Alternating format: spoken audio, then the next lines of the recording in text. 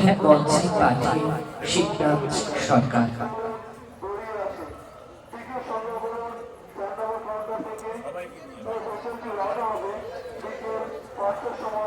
ওম নমো ভগবতে বাসুদেবায় নমঃ। ওম নমো ভগবতে বাসুদেবায় নমঃ। ওম নমো ভগবতে বাসুদেবায় নমঃ। নারায়ণং নমস্কৃত্যং নরশ্চৈব নরোত্তমং দেবীং সরস্বতী ব্যাসং ততো জয়মধুরায়। তমেব মাতা চ পিতা তমেব বন্ধুস্য সখা তমেব বিদ্যাং দবিরাম তমেব সর্বাং মম দেব দেব। আজ আমরা দক্ষিণেশ্বর মহামণ্ডলে রয়েছি। আজ 1 জানুয়ারি 2026, নতুন বছরের শুরু। গত 25 সালকে বিদায় দিয়ে আমরা 26 সালে পদার্পণ করেছি। ঠাকুরের অশেষ কৃপা যে আমরা তার পাদস্পর্শে আসতে পেরেছি। তার কারণ এই জীবনটা জানেন তো পদ্ম পাতার জল, এই আছে এই নেই। আমরা যতক্ষণ আছি ঠাকুর আমাদেরকে রেখেছে, অন্তত তাকে নিয়ে চলা, তাকে নিয়ে বলা, তার কৃপা লাভ করা। এই যে আমরা যেখানে বসে রয়েছি এটা হচ্ছে যদু মল্লিকের বাগান বাড়ি। আপনারা সকলেই জানেন যে দক্ষিণেশ্বরের পেছনে এই যদু মল্লিকের বাগান বাড়ি। এই বাগান বাড়িতে কাহিনীটা একটু বলি, পরে আমি কল্পতরু উৎসবের ব্যাপারে ব্যাখ্যা করব। এই স্থানটার কথা বলছি, মাহাত্ম্য। তার কারণ প্রত্যেক জায়গায় আসলে পরে, যেরকম পুরীতে গেলে জগন্নাথের মাহাত্ম্য শুনতে হয়, সেরকম বিভিন্ন জায়গায় আসলে সেই মাহাত্ম্যটা শোনা দরকার। কেন এলাম এবং কিসের জন্য এলাম, কোথায় এলাম এবং এখানে আসলে কি হয় সেটাও জানার দরকার। যাই হোক, যেটা বলতে চাইছি, এটা হচ্ছে যদু মল্লিকের বাগান বাড়ি। এখানে মহামণ্ডলের পরিমণ্ডল, মহামণ্ডলেশ্বর এখানে রয়েছেন এবং মহামণ্ডলের পরিমণ্ডল এখানে দীর্ঘদিন ধরে ঠাকুরের কৃপা এখানে অনুষ্ঠিত হচ্ছে। ঠাকুর যখন দক্ষিণেশ্বরে অবস্থান করছেন তখন মাঝে মাঝে এখানে পালিয়ে আসতেন। তার কারণ তিনি একটু নিরালা পছন্দ করতেন। মাঝে মাঝে ঠিক আছে দক্ষিণেশ্বর থেকে একটু গিয়ে তিনি একটু নিজেকে আড়াল করে নিতেন। তার কারণ ঠাকুরের কাছে ভক্তরা আসতো, সব আধার তো সমান না, সবার কথা তার ভালো লাগতো না। ঠাকুরের কাছে যখন ভক্তরা আসতো তিনি আধার বুঝে ভক্তদের বলতেন, যাও রানী রাসমণির বাগান দর্শন করে আসো। কেউ চলে যেত রাসমণির বাগান দর্শন করতে, আর যারা অন্তরঙ্গ ভক্ত তাদেরকে ঠাকুর পাশে বসিয়ে ঠাকুরের উপদেশ দান করতেন, কথামৃত দিতেন। বলছে তব কথামৃত তপ্ত জীবন কবিভিরিতাং কর্মশাপহং স্তবন মঙ্গলাম শ্রীমদাততাং ভুবিগিন্নন্তি যে ভূতজনা। তব কথামৃত, তোমার কথারূপ অমৃত এই তপ্ত জীবনকে ঠান্ডা করে। কবিভিরিতাং, ইহা কবিদের দ্বারা প্রশংসিত। কর্মশাপহং, ইহাতে কর্মশাপ নষ্ট করে। শ্রবণ মঙ্গলম, ইহাতে ইহা শ্রবণে মানুষের মঙ্গল সাধিত হয়। কাজেই ঠাকুর কি বলছেন, যে ঠাকুর দেখুন, আমরা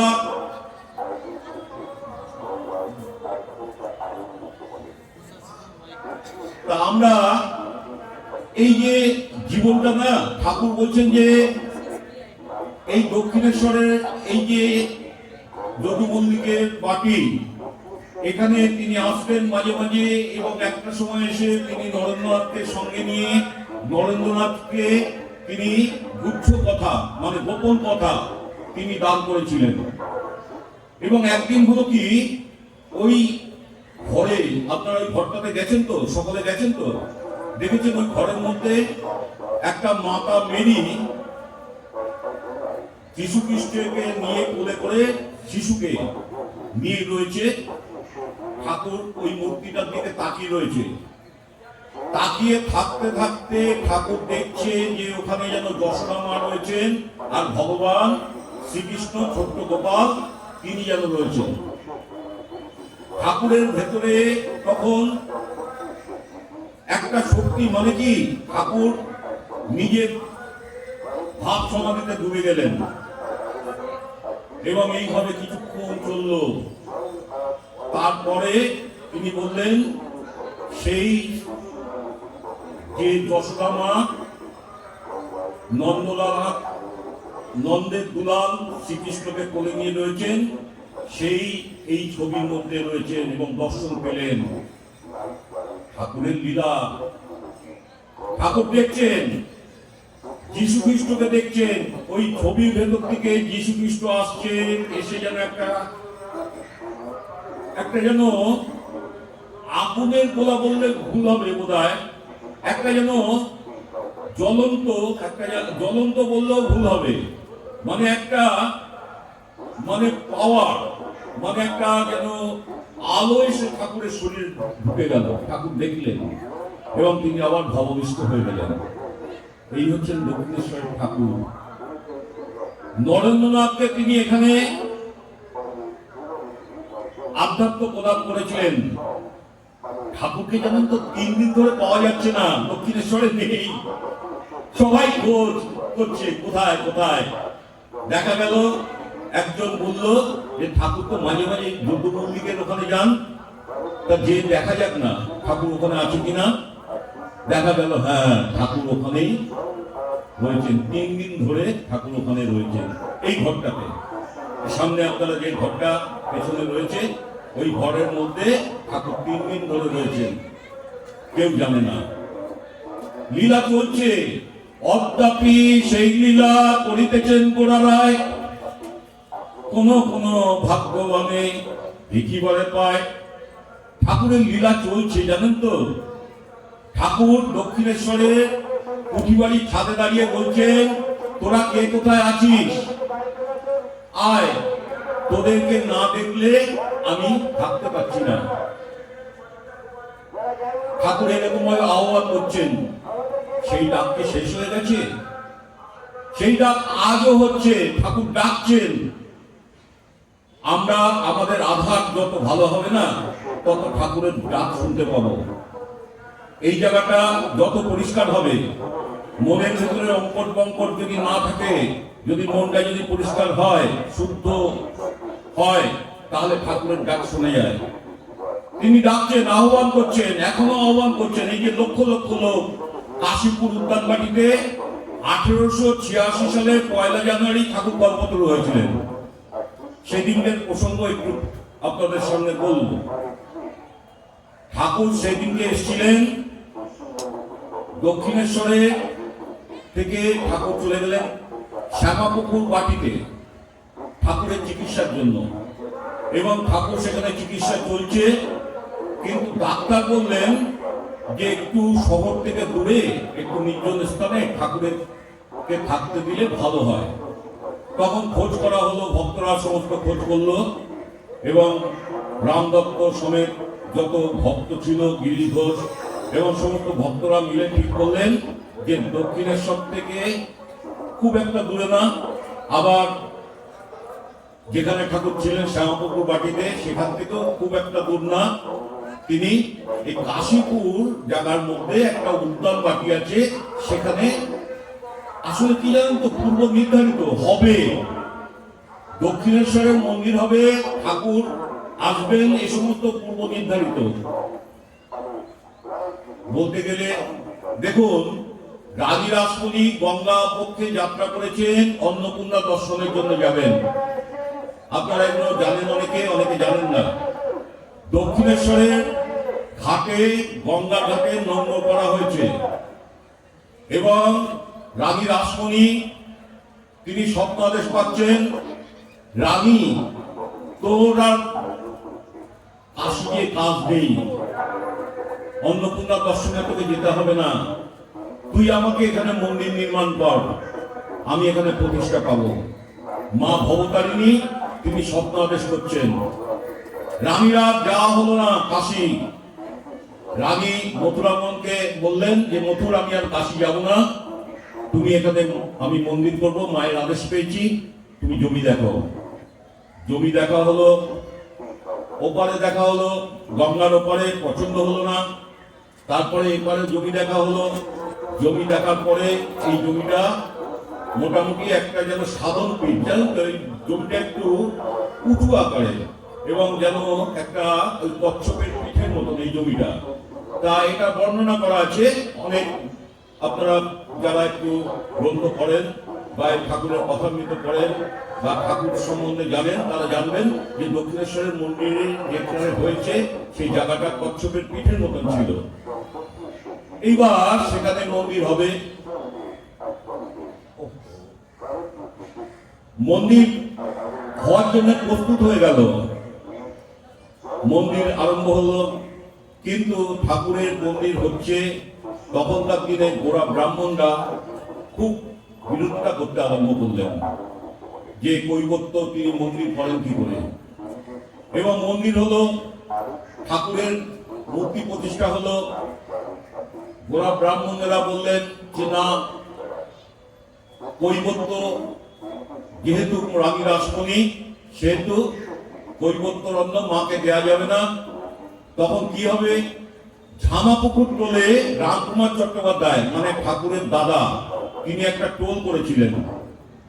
রানী রাসমণি রায় বললেন যে রানীমা, একজন আছেন খুব শুদ্ধ ব্রাহ্মণ রামকুমার চট্টোপাধ্যায়, তিনি কামারপুকুরে ছিলেন, তিনি আছেন, একটা টোল তুলেছেন, তার কাছে বিধান নেওয়া হোক।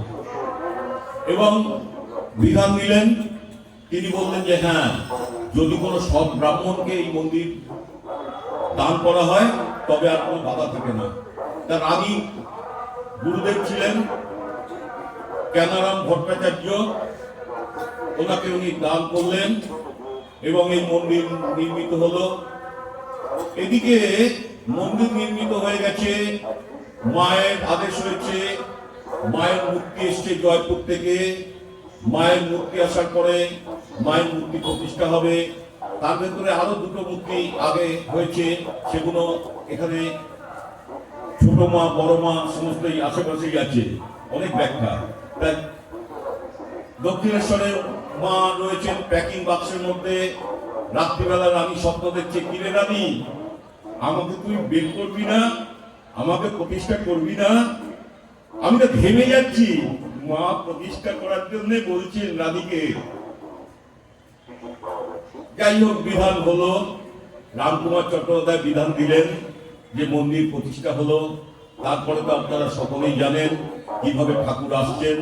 ঠাকুর এসেছিলেন রামকুমার চট্টোপাধ্যায়ের কাছে, ওই একটু মানে কি বলবো, ওই রামকুমার চট্টোপাধ্যায় এই জন্যই এনেছিল দক্ষিণেশ্বর থেকে ওই ঠাকুরকে, গদাধরকে, যে একটু চাল কলা বিদ্যা যেন রপ্ত করতে পারে, খেতে পারে।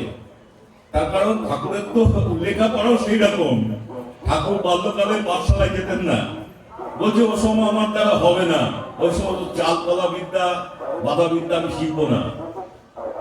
ঠাকুরের পাঠশালা আছে, জানেন তো, যারা দক্ষিণে ইয়েতে গেছেন কামারপুকুরে, তারা ঠাকুরের পাঠশালা আছে, ওখানে ঠাকুর পড়তেন। ওখানে অনেক লীলা। ঠাকুরকে কে চিনেছিল জানেন প্রথম? আপনারা বলতে পারবেন কে প্রথম আবিষ্কার করেছিল যিনি আগামী দিনের ঠাকুর হবেন? চিনু সাকারি। তিনি কি করতেন, তিনি ঠাকুরকে, ছোট্ট বালক তো গদাধর, তাকে নিয়ে তিনি কি করতেন, গদাইকে বলতেন, আরে গদাই আয় আয়, ওই ডোঙায় করে, ডোঙা বলতে ওই আপনার পাতা ডোঙা বলে, ডোঙায় করে জিলেপি নিয়ে আসতেন, নিয়ে এসে হাতে করে খাওয়াতেন। তুই তো আমার গোপাল রে, প্রথম আবিষ্কার করলেন। তারপরে অনেক লীলা হয়ে গেল। ঠাকুরের লীলা কেউ বুঝেনি। ঠাকুর যাচ্ছেন সেই বিশালক্ষীর মন্দিরে, মাঠের ভেতরে একদল বক যাচ্ছে, ঠাকুরের ভাব সমাধি হয়ে গেল। তখন তো ভাব সমাধি সম্বন্ধে লোকের জানা নেই। হঠাৎ দেখছে যে ঠাকুর ভাব সমাধির মধ্যে বাহ্যধর দশা শূন্য হয়ে গেল। এরকম ভাবে চলছে। এইবার রামকুমার চট্টোপাধ্যায় নিয়ে আসলেন ঠাকুরকে, যদি পুজো শিখে যদি আয় রোজগার করে অন্তত সংসারের কিছু উপকার হবে। কিন্তু কে শিখবে? উনি তো ঘুরে ঘুরে বেড়ান। রামকুমার চট্টোপাধ্যায় খুব আফসোস করছে, তখন এদিকে পুজোর ব্রাহ্মণ পাওয়া যাচ্ছে না। যে মাকে যে প্রতিষ্ঠা হবে তার জন্য তো একটা শুদ্ধ ব্রাহ্মণ দরকার। পূজারী হিসাবে ঠিক হলো রামকুমার চট্টোপাধ্যায়। রামকুমার চট্টোপাধ্যায় তিনি পূজারী হিসাবে তিনি এই দক্ষিণেশ্বরের দায়িত্ব পেলেন। গদাধরকে নিয়ে এলেন। গদাধরকে নিয়ে এসে তিনি কি করলেন? মায়ের জন্য ওই ফুল তোলে, চন্দন ঘষে দেয়। এইভাবে গদাধরকে কাজের মধ্যে অনেক ঘটনা। যেদিন মন্দির প্রতিষ্ঠা হয় না, সেদিন গদাধরও এখানে অন্ন গ্রহণ করেননি। সে সমস্ত অনেক ঘটনা যারা জানেন, ঠাকুরের কথামৃত পড়েছেন বা ঠাকুরের জীবনী পড়েছেন, তারা জানবেন। অনেক পরে ঠাকুর এই সমস্ত মানে ঠাকুরের সাধনার জীবনে বলছেন, ঠাকুর বলছেন যে দেখ, মানুষের জীবনের উদ্দেশ্য কি জানো? মানুষের জীবনের উদ্দেশ্য হচ্ছে ঈশ্বর লাভ। তা আমাদের জীবনে আমাদের জন্মিলে মরিতে হবে, অমরকে কোথা হবে, আমাদের তো চলে যেতে হবে, কিছু করে যাও না। ঠাকুর বলছেন যদি এসেছিস ডাক রেখে যা। তার কারণ বলছে যখন এসেছিলে ভবে কেঁদেছিলে তুমি একা, যখন যাইবে ভবের থেকে কাঁদিবে সকলে, হাসিবে তুমি একা। তুমি জগতে এসেছিলে, ঠাকুরের কথা, আমার কথা না, আমার সাধ্য নেই। এই যে বলাটা না, তিনি বলাচ্ছেন। তিনি যদি না বলাতেন আমি বলতে পারতাম না। তার কারণ এটা বলা সম্ভব না। ঠাকুরের কথা বলা অত সোজা না। ঠাকুরের কথা তিনি বলাচ্ছেন, তিনি আমার ভেতরে অধিষ্ঠিত আছেন। ভগবান হচ্ছেন পরমাত্মা আর আমরা হচ্ছি জীবাত্মা। এই পরমাত্মার সাথে জীবাত্মার কানেকশন চলছে, তাই আমরা আমাদের এই শ্বাস প্রশ্বাস বইছে।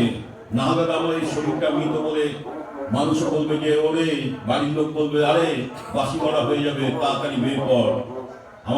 আমার এই চোখ কাজ করবে না, কান কথা শুনবে না, মুখ কথা বলতে পারবে না, দেহটা বিকল হয়ে পড়ে থাকবে।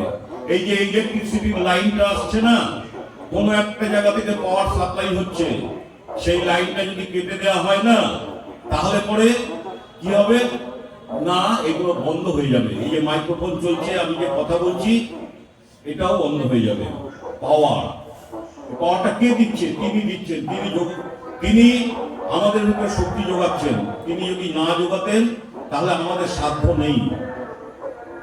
তা আমরা দেখুন যে কথাটা বলছিলাম, কল্পতরু উৎসবের কথা।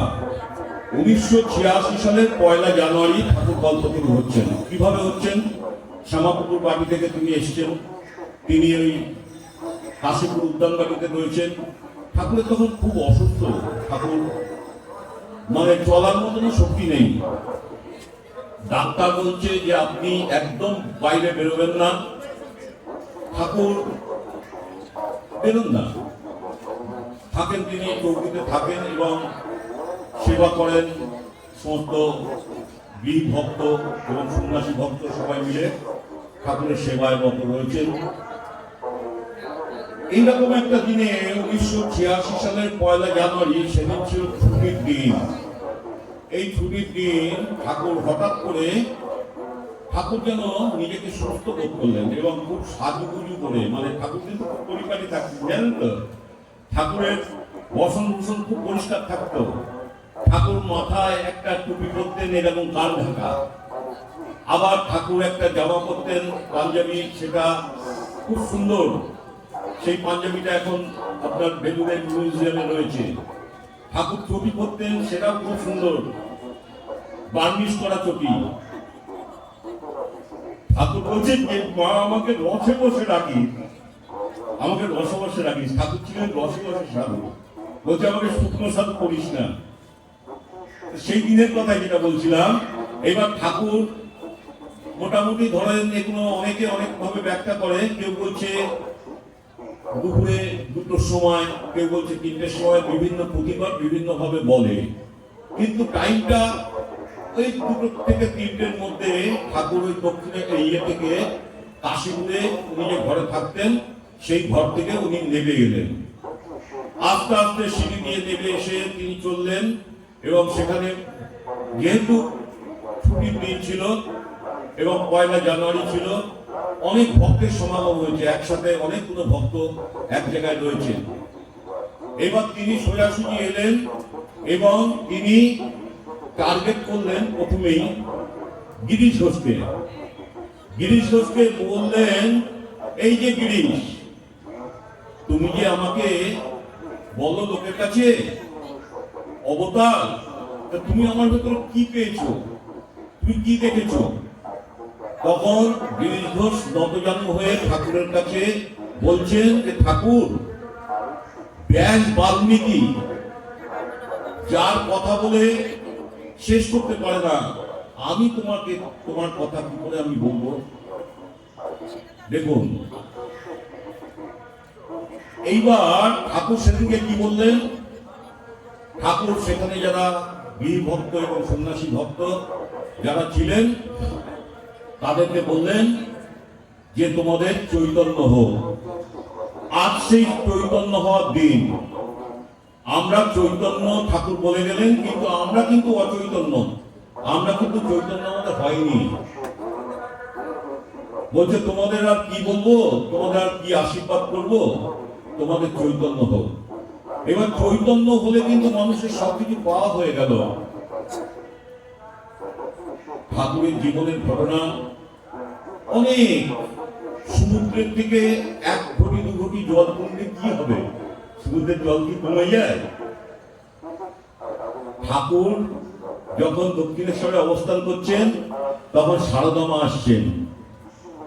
শারদামা যখন এসছেন, ঠাকুর বলছেন যে তুমি কি আমাকে সংসার পথে নিয়ে যেতে এসছো? শারদামা যেরকম, ঠাকুর বলছেন যে হচ্ছে সরস্বতী, বুদ্ধিমতী, উনি জগতের কল্যাণের জন্য এসছেন, নিজেকে মানে অবগন্থন করে তিনি রয়েছেন এবং জগতের কল্যাণের জন্য। শারদা সরস্বতী। ঠাকুর বললেন যে তুমি কি আমাকে সংসার পথে নিয়ে যেতে এসছো? মা সুন্দর একটা উত্তর দিলেন। মা বললেন, আমি তোমাকে সংসার পথে নিয়ে যাওয়ার জন্য আসিনি, আমি তোমাকে ইষ্ট পথে সহযোগিতা করবার জন্য এসেছি।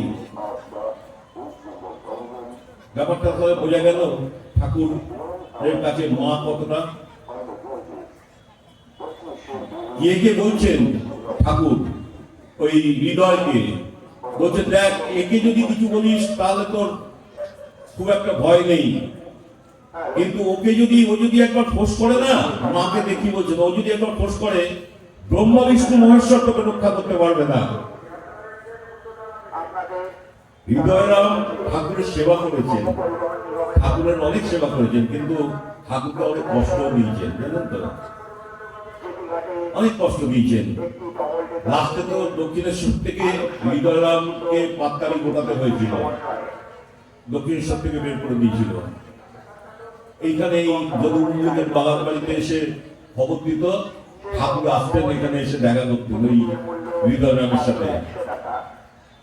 হৃদয়রাম আসলে কি বলতেন? হৃদয়রাম ছিল ভীষণ বিষয়ী। একদিন হৃদয়রাম একটা এরে বাছুর কিনেছে, জানেন তো, এবং আপনারা পাবেন, এরে বাছুর কিনেছেন, কিনে এনে দক্ষিণেশ্বরে বেঁধে রেখেছেন। ঠাকুর জিজ্ঞাসা করছে যে কিরে, ওই এরে বাছুরটাকে কে আনলো?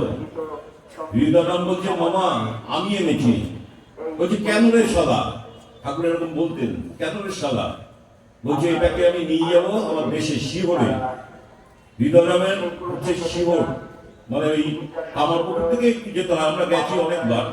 ওখানে হৃদয়রামের নাতি আছে, এখনো বেঁচে আছে। উনি আমাদেরকে নিয়ে, উনি যে কোনো যাত্রী গেলে নিয়ে যান এবং দেখান এখানে ঠাকুর এসেছিলেন এবং হৃদয়রামের দুর্গা পুজো করেছিল। ঠাকুর বলেছিল যে আমি আসবো, ঠিক সঙ্গী পূজার সময় ঠাকুর শুক্র শরীরে সেখানে গেছিলেন, অনেক ঘটনা। তা হৃদয়রাম বলছে যে মামা এটাকে আমি নিয়ে যাবো শিওরে, এটাকে বড় হয়ে আমি একে দিয়ে নাঙল চাষ করাবো। ঠাকুর না খুব, ঠাকুর তো আসলে বিষয় লোককে সহ্য করতে পারতেন না। বলছে তুই এত বিষয়ী, একটা এনে বাছুর, তাকে নিয়ে যাবি টানতে টানতে হাঁটাতে হাঁটাতে শিওরে, সেখানে নিয়ে যাবে, সে বড় হবে, তারপরে তাকে দিয়ে তুই এই চাষ করাবি, এত বিষয়ী। যার জন্য ঠাকুরের এত সেবা করেও হৃদয়রাম কি পা পাননি জানেন তো। হৃদয়রামকে অনেক কষ্ট, লাস্টের জীবনে অনেক কষ্ট করতে হয়েছিল। যাই হোক, ঠাকুরের কৃপা বর্ষিত হচ্ছে, ঠাকুরের কৃপা বর্ষিত হচ্ছে। দেখুন স্বামীজির কথা বলছি, স্বামী বিবেকানন্দ নরেন্দ্রনাথ, তখন থেকে স্বামীজি হননি। ঠাকুর দক্ষিণেশ্বরে আসবেন নরেন্দ্রনাথ, ক্ষেত্রটা তৈরি হচ্ছে। নরেন্দ্রনাথ দত্ত বিশ্বনাথ দত্তের ছেলে, তিনি ব্রাহ্ম সমাজে যান এবং এই সমস্ত পূজা আচ্ছা পুতুল পূজা বলেন। ব্রাহ্ম সমাজে এটা পুতুল পূজা বলা হয় এবং তিনি নাস্তিক বলা যাবে না, তিনি এই পুতুল পূজা মানেন না। এবং কিন্তু একটা জিনিস নরেন্দ্রনাথের ভেতরে সবসময় প্রশ্ন, সবাইকে তিনি জিজ্ঞাসা করেন যে আপনি কি ঈশ্বর দেখেছেন? কোন একটা হয়তো সাধু সন্ন্যাসী বলুন বা কোন একজন মহাপুরুষ বলুন, তাকে দেখলেই জিজ্ঞাসা করে যে আপনি কি ঈশ্বর দেখেছেন? এরকম করতে করতে নরেন্দ্রনাথের মনের ভেতরে প্রশ্ন, সত্যি কি ঈশ্বরকে দেখা যায়? ঈশ্বর কেমন? নরেন্দ্রনাথের মনের ভেতরে প্রশ্ন চলছে। হিস্ট্রি সাহেব বলে একজন সাহেব ছিলেন কলেজের। কোন কলেজটা? পটিশ চার্চ কলেজ। পটিশ চার্চ কলেজের একজন সাহেব ছিলেন হিস্ট্রি সাহেব, ইংরেজ সাহেব। উনি একদিন নরেন্দ্রনাথকে বললেন, নরেন তুমি তো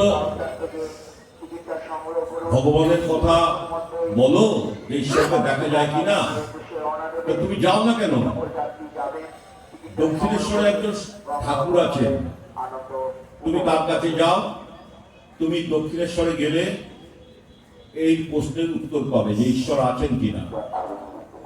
নরেন্দ্রনাথ তিনি এলেন, তার আগে নরেন্দ্রনাথের সাথে একবার সাক্ষাৎ হয়েছিল। নরেন্দ্রনাথ গান শুনিয়েছিলেন ঠাকুরকে, নরেন্দ্রনাথকে বলেছিলেন যে তুই নরেন, তুই দক্ষিণেশ্বরে যাস, কিন্তু সেরকম ভাবে নরেন্দ্রনাথ গ্রহণ করেননি। কিন্তু যখন হিস্ট্রি সাহেব বললেন যে তুমি যাও, তোমার এই প্রশ্নের উত্তর পাবে, তখন নরেন্দ্রনাথ গেলেন দক্ষিণেশ্বরে এবং ঠাকুরকে যে সরাসরি প্রশ্ন করলেন যে আপনি কি ঈশ্বর দেখেছেন? ঠাকুরকে যেরকম সরাসরি প্রশ্ন করলেন নরেন্দ্রনাথ, সেরকম ঠাকুর সরাসরি উত্তর দিলেন, হ্যাঁ রে নরেন, আমি দেখেছি, তুই যদি দেখতে চাস তোকে আমি দেখাতে পারি। নরেন্দ্রনাথ চিন্তা করছে, আমি এতদিন ধরে এই প্রশ্নের উত্তর খুঁজে বেড়াচ্ছি, এই প্রশ্ন উত্তর তো কেউ বলেনি। উনি চিন্তা করছেন, নরেন্দ্রনাথ চিন্তা করছেন, নরেন্দ্রনাথ চিন্তা করবার পরে চিন্তা করছেন, করতে করতে তিনি চলে গেছেন বাড়িতে। ভালো লাগছে না, খালি চিন্তা করছেন যে ইনি কি পাগল, ইনি কি পাগলের মতন কথা বলছেন, যে কিন্তু আমার তো মনে হয় না যে ইনি পাগল। তার কারণ দেখুন, যারা সত্যবাদী হয় না, যারা সত্যনিষ্ঠ হয় না, তাদের কথা খুব জোর। আপনারা বুঝতে পারবেন কোন একটা মিথ্যা কথা বলা আর একটা যদি সত্য কথা বলা, দুটো কিন্তু তফাৎ হয়ে যায়, বোঝা যায়। যারা একটু বোঝে, সেরকম নরেন্দ্রনাথও কিন্তু চিন্তা করছে যে তাই তো, ইনি তো পাগল নন, এনার ভেতরে সত্যতা আছে। রাত্রিরে ঘুম হচ্ছে না, আবার তাকে টানছে দক্ষিণেশ্বরে। অনেক ঘটনা।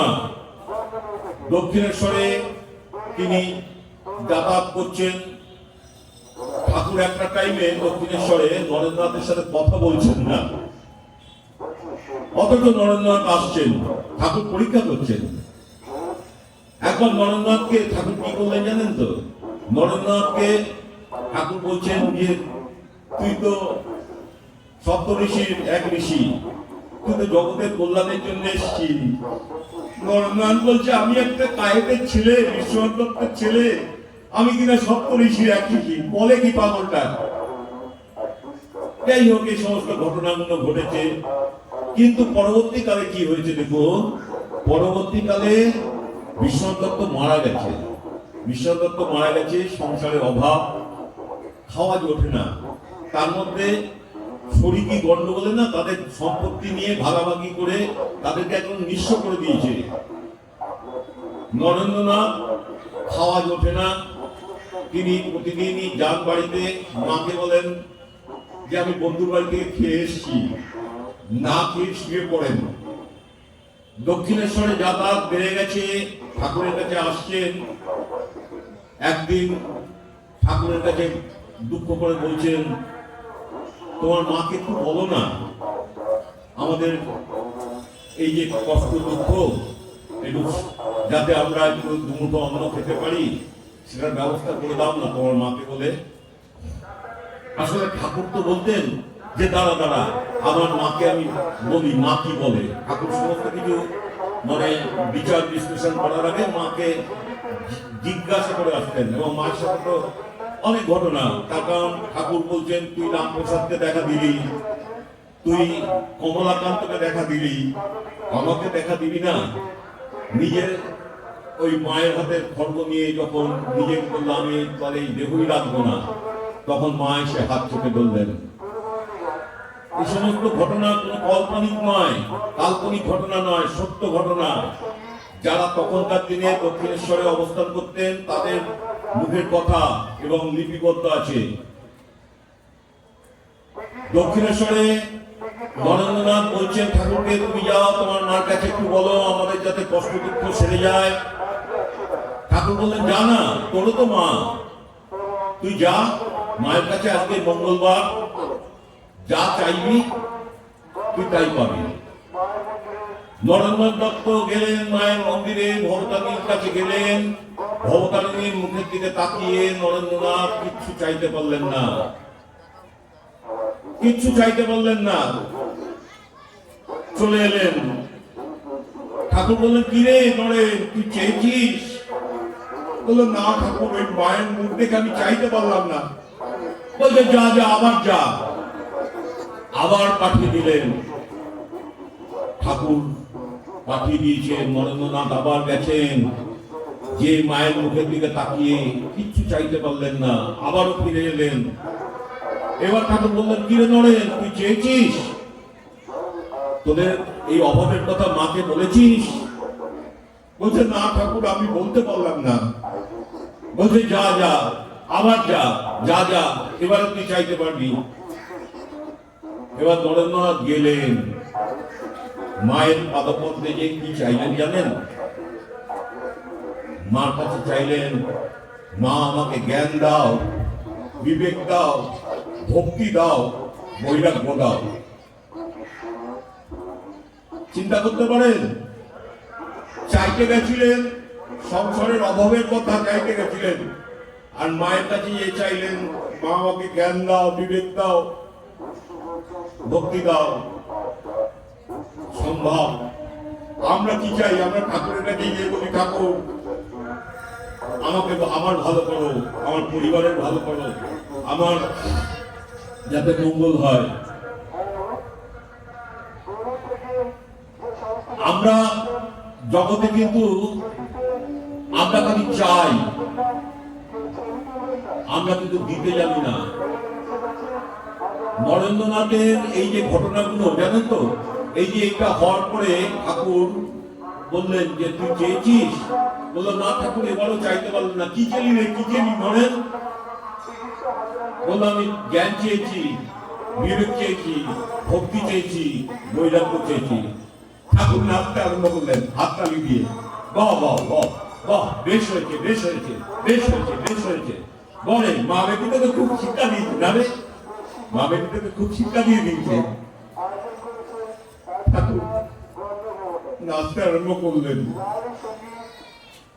বাস্তব ঘটনা, বহু যুগে আগের ঘটনা, পৌরাণিক খাইনি না, এই যুগের ঘটনা, খুব বেশি দিন তো না, এই তো 150-200 বছরের মধ্যে ঘটনা। লীলা চলছে জানেন তো, ঠাকুরের লীলা কিন্তু বন্ধ হয়নি।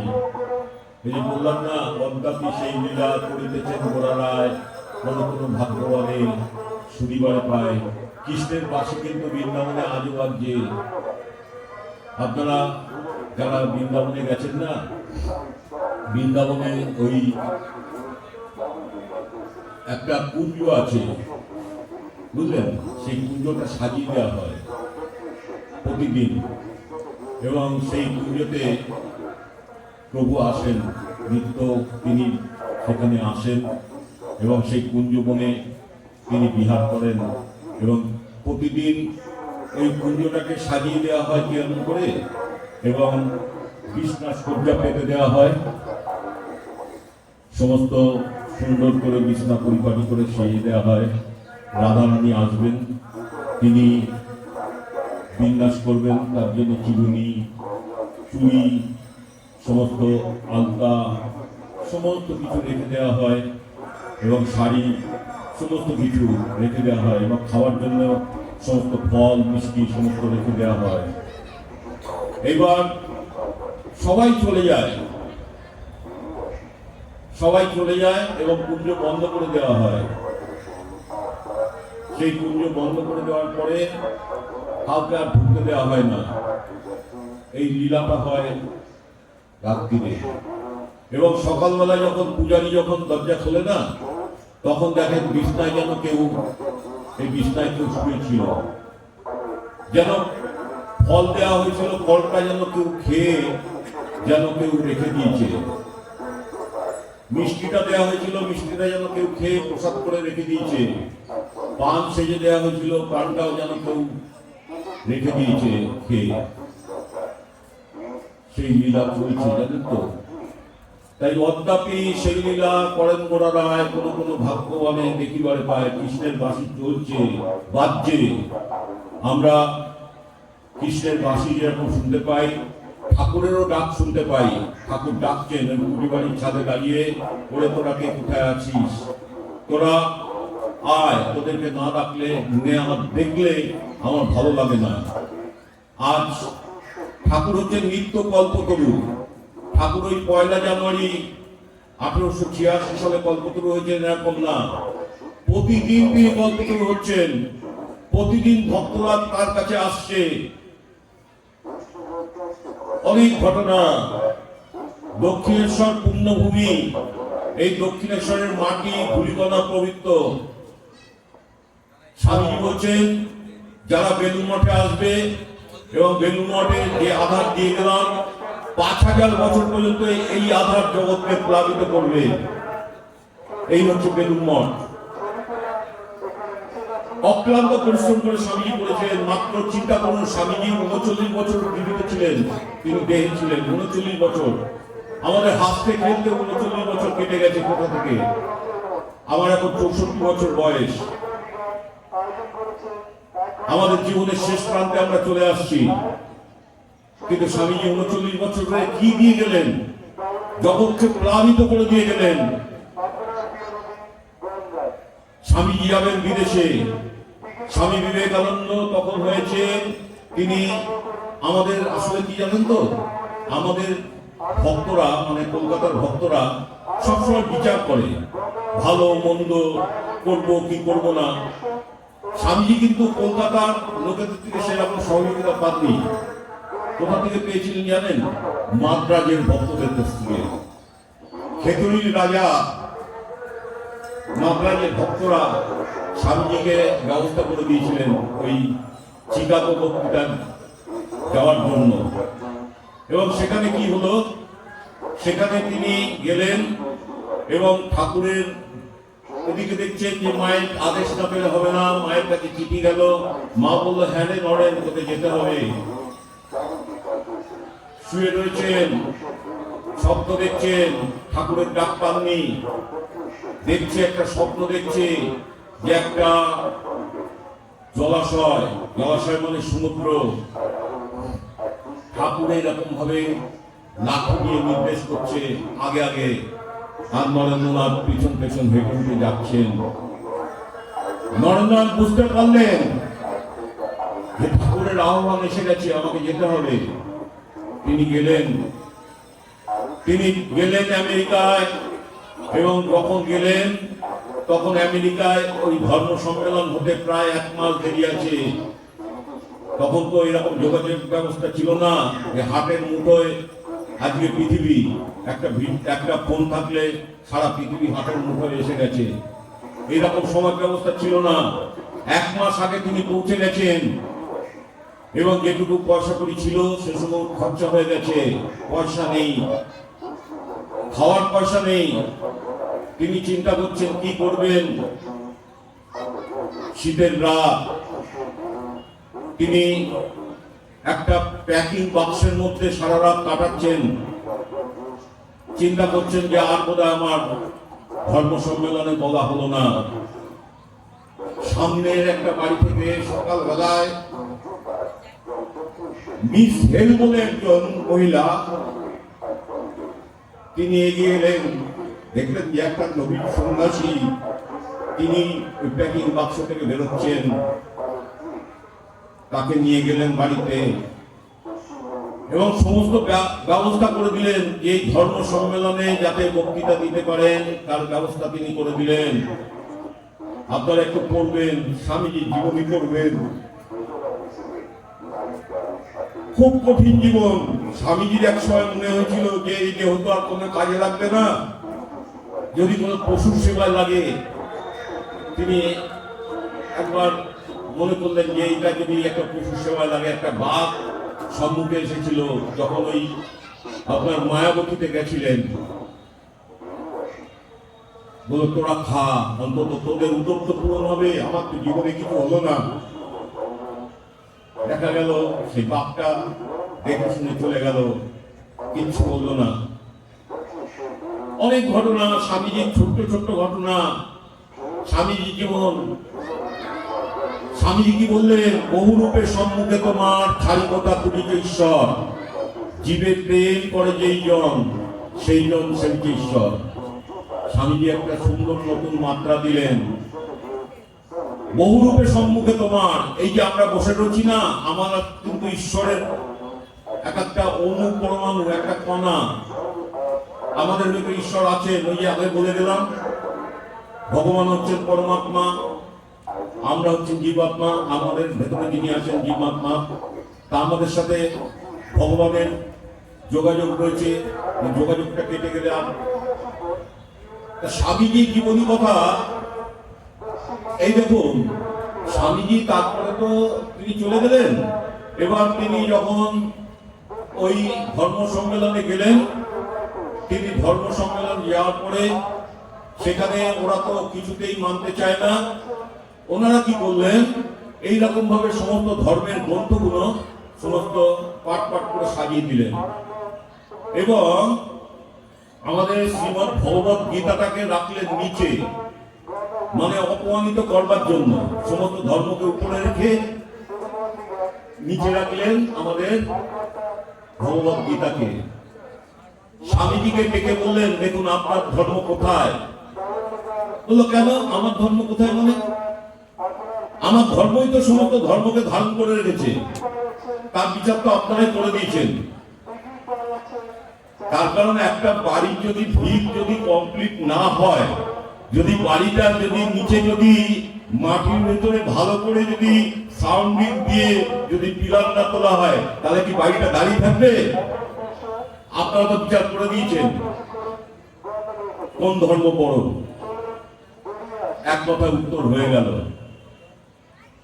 স্বামীজি যখন বক্তৃতা দিতে উঠলেন, মাত্র 5 মিনিট টাইম দেওয়া হয়েছিল। স্বামীজি বক্তৃতা দিতে উঠে প্রথমেই বললেন, sister and brothers of America. হাত তালিয়ে থামে না। যখন এই কথাটা উনি বললেন, কেউ তো বলেনি ওদেরকে, তাদেরকে ভগ্নী এবং ভাই বলে কেউ সম্বোধন করেনি। নতুন কথা আবিষ্কার করলেন স্বামীজি। নরেন্দ্রনাথের জীবনে অনেক ঘটনা। স্বামীজিকে সবাই হিংসা করা আরম্ভ করলো। প্রতাপচন্দ্র মজুমদার বলে আমাদের তৎকালীন এখানকার একজন বিখ্যাত মানুষ, তিনি বললেন যে স্বামীজি ওই নরেন ও তো একটা ছোট্ট ছোকরা, ও এখানে এসে গেরুয়া বসন ধারণ করেছে। কেউ বলেনি দক্ষিণেশ্বরে স্বামীজিকে ঢুকতে দেওয়া হয়নি, কারণ কালা পানি পার হয়েছে বলে। অনেক ঘটনা। এখন দক্ষিণেশ্বরে দেখবেন বড় একটা মূর্তি বসেছে স্বামীজির। দক্ষিণেশ্বরের মন্দিরে ঢুকতে গিয়ে দেখবেন বড় একটা মূর্তি বসেছে, চিনতে পারা যায় না। দাঁত থাকতে দাঁতের মর্ম বোঝা যায় না, জানেন তো। মানুষ যখন চলে যায় না তখন বোঝা যায় যে মানুষটা এরকম ছিল। তা আমরা স্বামীজিকে নিয়ে চিন্তা করলে, ঠাকুরকে নিয়ে চিন্তা করলে আমরা ভালো থাকতে পারবো। ভালো থাকার একটাই আমাদের কাজ, ভালো থাকা, যে তাকে নিয়ে যদি চলতে পারি। দেখুন, আমি এখানে বহু বছর ধরে আসি, 2007 সাল থেকে আমি এখানে আসি। মাঝখানে 2 বছর করোনা পিরিয়ডে আমি এখানে আসতে পারিনি, এখানে প্রোগ্রামও বোধহয় হয়নি। তা বাদে মোটামুটি আসছি। এবং ঠাকুর আমাকে দিয়ে করি না, কিভাবে করেন আমি জানি না। এবছর আমার নির্ধারিত প্রোগ্রামের নাম আছে, গৌতম বাবু করে দিয়েছেন, গৌতম মজুমদার। উনি আমাকে নির্ধারিত শিল্পী হিসাবে রেখেছেন, কিন্তু প্রতি বছর আমি নির্ধারিতভাবে থাকি না, কিন্তু আসি, অনুষ্ঠান করি, চলে যাই। আমার ভালো লাগে। আমার এর জন্য কিছু পাওয়া নেই, চাওয়া নেই। ঠাকুরের জন্য, ঠাকুরের কাছে আসতে পারা, এটাই আমার পাওয়া, যে আসতে পারলাম। আজকে এই মহৎ দিনে, কল্পতরুর দিনে আমি ঠাকুরের কাছে আসি, ঠাকুর কথা বলি। আপনারা অনেকে হয়তো ভালো লাগে, অনেকে হয়তো নাও লাগতে পারে। তার কারণ সবাই যে ভালো লাগবে তারও কোনো মানে নেই। তার কারণ এই জগতে দেখুন, ভগবান যেরকম সুমিষ্ট ফল তৈরি করেছে না, ফল গাছ, সেরকম বিষ ফলেরও গাছ তৈরি করেছে। জগতে কিন্তু বিষ ফলেরও গাছ আছে। তা আমি অমৃত ফল গ্রহণ করব না বিষ ফল গ্রহণ করব, সেটা কিন্তু আমার ব্যাপার। সেটা কিন্তু ঠাকুর বলবে না। সৈকত, তুমি আমাকে বলবে, ইশারা করবে, তুমি আমাকে বলবে। তার কারণ নাহলে কিন্তু আমি কিন্তু বলে যাব। ঠাকুর যোগান দিচ্ছে, আমি বলছি, আমি কিছু বলছি না, তিনি বলাচ্ছেন। ঠাকুর বলছেন না, রাস ফেলে দেন, কি বলবো না বলবো আমি কিছুই জানি না, কিন্তু আপনারা শুনছেন, ভালো লাগছে, আমারও ভালো লাগছে বলতে। যদি শ্রোতা না শোনে তাহলে কিন্তু বক্তার ভালো লাগে না। আপনারা মনোযোগ দিয়ে শুনছেন, আমি বুঝতে পারছি, যার জন্য আমার বলার চাহিদাটা বেড়ে যাচ্ছে। শিল্পী, তা আমরা যাই হোক, একটা জায়গায় তো বিশ্রাম রাখতে হয়, ঠাকুর কথা তো শেষ হয় না। তিনি হচ্ছেন আমাদের। তা আজকেই দিনে আমি সকলের কাছে, ঠাকুরের কাছে প্রার্থনা করব সকলের হয়ে, হে পরম দয়াল শ্রী রামকৃষ্ণ পবন অবতার এবং মা শারদা এবং স্বামীজি, তোমরা সকলে মিলে, মানে একটা বেলপাতা দেখেছেন তো, 3টে পাতা হয় বেলপাতা, 3টে পাতা এক জায়গায় অবস্থান হচ্ছে স্বামী বিবেকানন্দ, এক জায়গায় মা, এখানে ঠাকুর। 3 জায়গায় 3 জনের অবস্থান। একটা বেলপাতা মানে কি, একটাই পাতা 3টে ভাগে ভাগ করা। এনারা কেউ কিন্তু পৃথক না, একজনকে চিন্তা করলে তাদের 3 জনকে চিন্তা করতে হয়। তাই এনাদের কাছে প্রার্থনা, ত্রয়ীর কাছে প্রার্থনা, যে প্রভু সকলকে কৃপা করো, সকলকে ভালো রেখো। এই 2026 সাল, আজ 1 জানুয়ারি, ঠাকুরের কাছে এই প্রার্থনা করে, মা ভবতারিণীর কাছে প্রার্থনা করে আমি এখানে আমার বক্তব্য বিশ্রামে রাখলাম। হরি ওম তৎসৎ, হরি ওম তৎসৎ, হরি ওম তৎসৎ। একেবারে তাই, আমাদের হৃদয়টা একদম ভরে গেল। সত্যি সত্যি আমাদের